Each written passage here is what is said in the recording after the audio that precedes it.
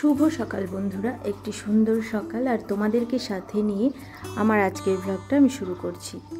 ঘুম থেকে উঠেছি অনেক আগেই, এখন বাজে 8টা। দেখো আজকে সকালে আবার একটু ঠান্ডা পড়েছে। কয়েকদিন না একদমই ঠান্ডা ছিল না, ঘুম থেকে উঠলেও অতটা ঠান্ডা লাগতো না, তবে আজ একটু হালকা কুয়াশা কুয়াশা আছে আর ঠান্ডা লাগছে।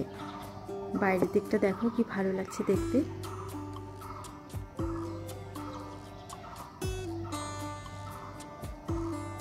আমি কিন্তু রান্নাঘরে চা বসিয়ে এসেছি, চাটা ভিজিয়ে এসেছি চা পাতা দিয়ে। সেই চাটা ছেঁকে দেবো, তার আগে পাখিদেরকে খেতে দিতে হবে। ওরাও এসে এখানে ঘোরাফেরা করছে দেখছি, এই দিকেই আছে, তো ওদেরকে খেতে দিয়ে দেবো এখন।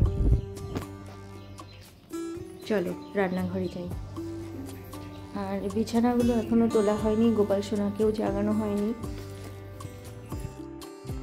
চলে এলাম রান্নাঘরে এসে চাটা কাপে ঢেলে নিয়েছি। এই যে চা এখানে রেখে দিয়েছি, আগে আমি পাখিদেরকে খেতে দেবো, তারপর খাবো চা।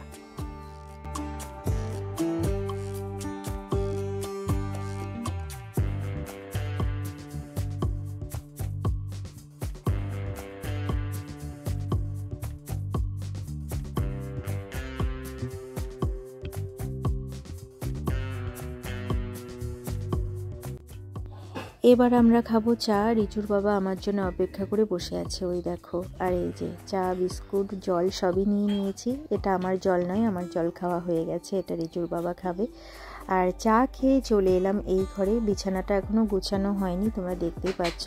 তো বিছানাটা আমি এখন গুছিয়ে নিলাম, তার সাথে বসার যে জায়গাটা সেটাও আমি গুছিয়ে নিয়েছি। তো এখন আমি চলে যাব রান্নাঘরে। আর তার মাঝে আমি কিন্তু গোপাল সোনাকেও জাগিয়ে নিয়েছি, তাকে সেবা দিয়েছি।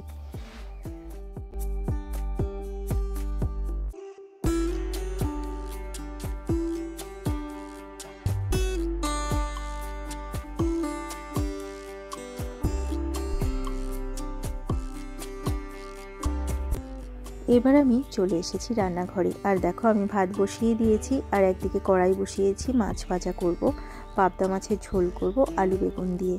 তো সেটাই আমি আগে ভেজে নেব। আর এই মাছটা ভাজতে আমার যা ভয় লাগে, অল্প করে তেল দিয়ে ভাজি, তবুও না এত ছিটতে থাকে, ভয় লাগে যে মুখের মধ্যে না আসে ছিটে।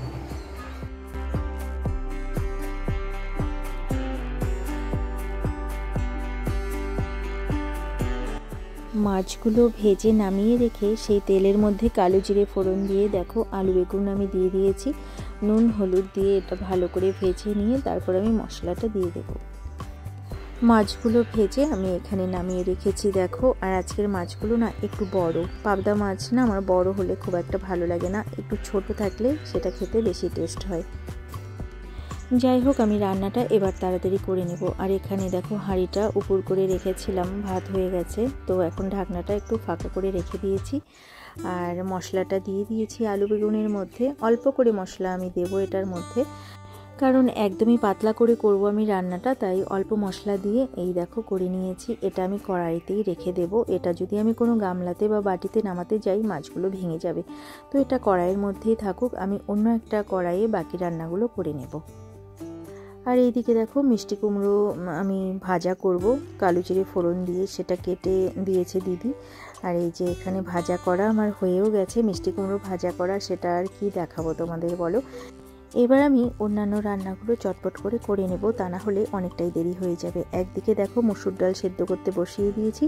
রিজু যেহেতু প্রেশার কুকারে যদি ডাল করি মসুর ডাল সেটা খেতে চায় না, তাই আমি কড়াইতেই করি।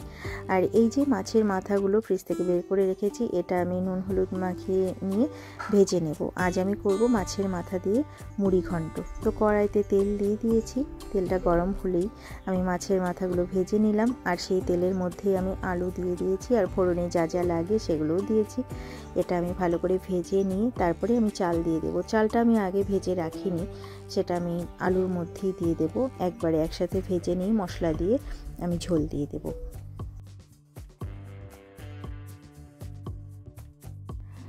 মাছের মাথা দিয়ে মুড়ি ঘন্ট রান্না করা আমার হয়ে গেছে। আর এদিকে ডালটাও কিন্তু সেদ্ধ হয়ে গেছে, সেটাও ফোড়ন দেব। আর বেগুন ভাজা করে নিচ্ছি আবার। এইদিকে দেখো আমি নামিয়ে রেখেছি মুড়ি ঘন্ট, এই যে।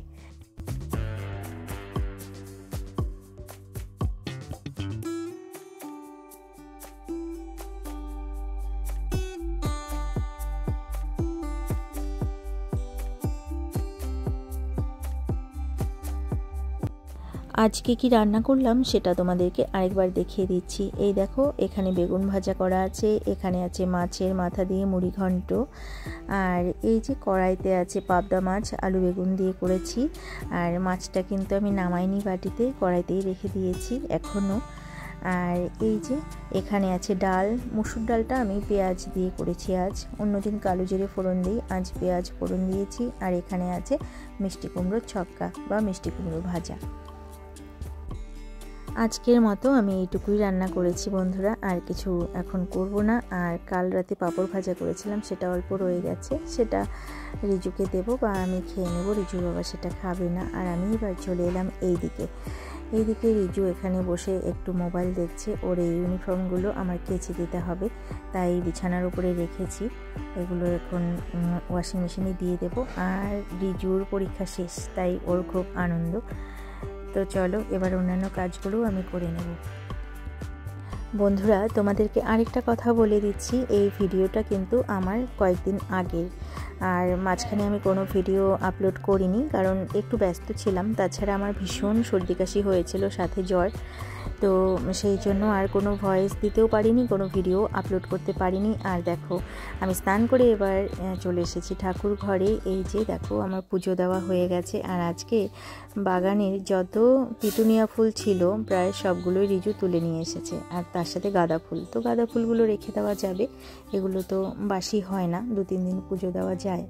তো এগুলো আমি রেখে দিলাম। আর বাকি যে পিটুনিয়া ফুলগুলো ছিল সেগুলো দিয়ে কিন্তু আজ পুজো দিয়েছি।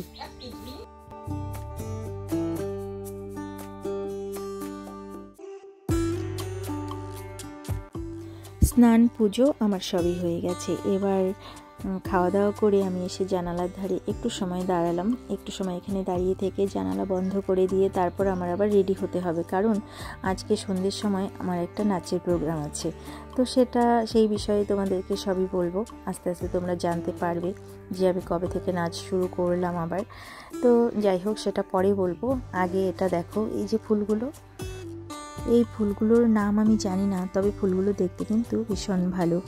এইগুলো দেখতে না হালকা বেগুনি রঙের, অনেকটা পানার ফুলের যে রং হয় সেই পানার ফুলের রঙের মতো, কিন্তু দেখতে সাদা লাগছে ক্যামেরাতে, কিন্তু দেখতে বেশ ভালো। আর এই ফুলগুলো দিয়ে আমরা যখন ছোট ছিলাম তখন রান্নাবাটি খেলতাম, আর এগুলোকে বানাতাম ফুলকপি। তো দেখো, এগুলো দেখিয়ে দিলাম তোমাদের একটু। এবার আমি জানালা বন্ধ করে চলে এসেছি বেডরুমে এসেই তোমাদেরকে প্রথমেই দেখিয়ে দিচ্ছি আমি যে এখন রেডি হব, মেকআপ করব, সেই আমার সব জিনিস আর আমার যে পোশাক পরব সেটাও এখানে রাখা আছে। তো এখন আমি আস্তে আস্তে রেডি হয়ে নেব, তারপর আবার তোমাদের সঙ্গে কথা বলছি।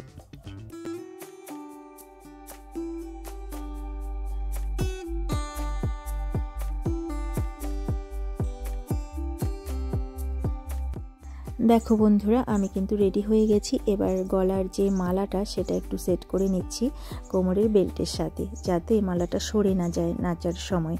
আর আমি কিন্তু কোনো মেকআপ জানি না, আমি যতটুকু জানি আমার মতো করে আমি সেজে নিয়েছি। এবার আমি যাব, দিদিরা চলে আসবে যাদের সাথে আমি নাচ করব। তো তারা ফোন করলো যে প্রায় চলে এসেছে বাড়ির কাছে, তাই একটু তাড়াতাড়ি করছি। তো দেখো বন্ধুরা, আমরা চলে এসেছি এখানে। জানি না আমার কথাগুলো শোনা যাচ্ছে কিনা, কারণ আমি জোরে বলতে পারছি না, যেহেতু পাশে লোকজন আছে আর ওখানেই আমাদের প্রোগ্রাম হবে। তো দেখো, এই যে আমার সতীর্থ সবাই বসে আছে। এই যে, তারপরে নামগুলো আমি বলছি না, পরে বলে দেবো। এই যে এই দিদি, আর ওই যে ছোট্ট একজন পুচকে আমাদের সাথে করবে। তো বরং আমি ওদের সাথে করবো, আমাদের সাথে না, কারণ আমি এই গ্রুপে প্রথম নাচ করছি। আর আমার নাচের ভিডিও তোমরা কেউ দেখোনি, কারণ আমি অনেক দিন আগে নাচটা বন্ধ করে দিয়েছিলাম, আবার শুরু করেছি। তো শুরু করে নিয়ে এই আমার প্রথম প্রোগ্রাম। আমার সৌভাগ্য যে আমার দিদিমণি আমাকে সুযোগ দিয়েছেন তার প্রোগ্রামে নাচ করার জন্য। তো সেই জন্য জানি না কেমন হবে, তবে তার আশীর্বাদ নিয়ে করার চেষ্টা করব। নাচটা হয়তো দিতে পারবো না, কারণ গান তো দেওয়া যাবে না, কপিরাইট আসতে পারে গানের জন্য বা নাচের জন্য। তো তবু একটুখানি আগে ভিডিও করে নিলাম।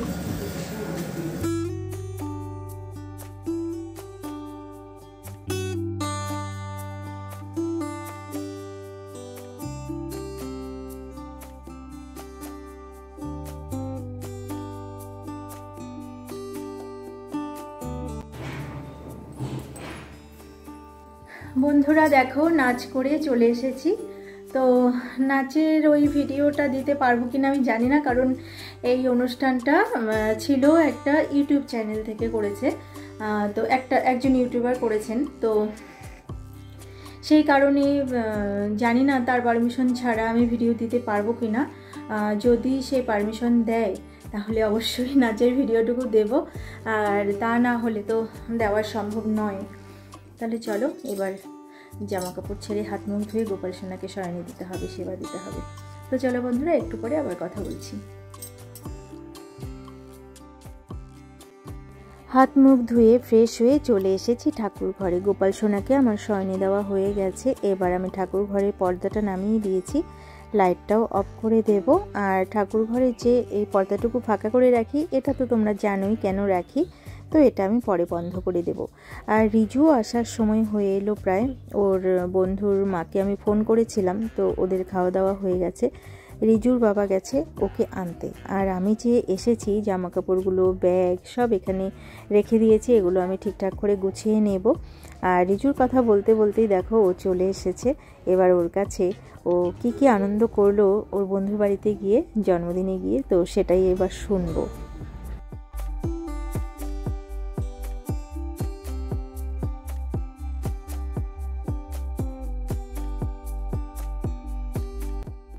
দেখো বন্ধুরা, রিজুর সাথে এখন আমি গল্প করব।